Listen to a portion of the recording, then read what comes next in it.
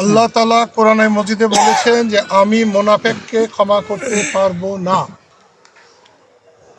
আমি ছেলেবেলায় লেখাপড়া করি নাই, এখন আমি রাস্তায় পড়ে থাকা কাগজ আমি পড়ে দেখবার চেষ্টা করি। আল্লাহর বান্দা কাকে আমি শত্রু মনে করব? আমি সবাইকে বন্ধু মনে করি, সবারই দোয়া করি।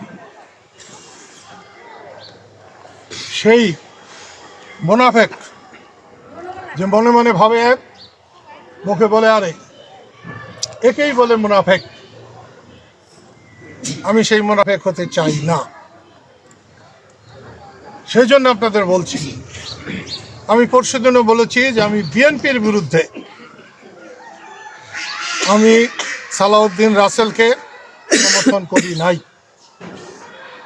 আমি সালাউদ্দিন রাসেলকে সমর্থন করেছি একজন প্রবীণ মুক্তিযোদ্ধাকে মারার জন্যে, অপমান করার জন্যে, পিঠের চামড়া তোলার কথা বলার জন্য।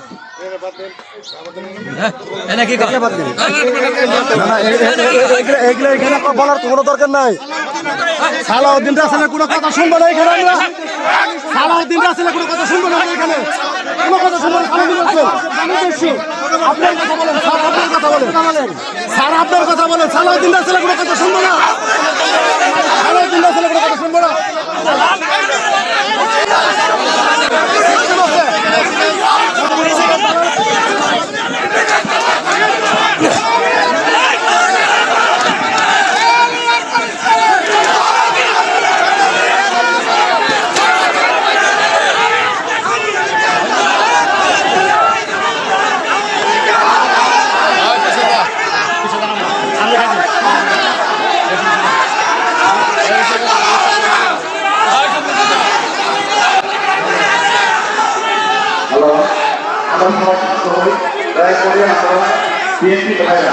বিএনপি ভাইরা আমরা মসজিদ চলে আসছি, দয়া করে বিএনপি ভাইরা দয়া করে মসজিদ চলে আসছি, বিএনপি ভাইরা দয়া করে মসজিদ চলে আসছি।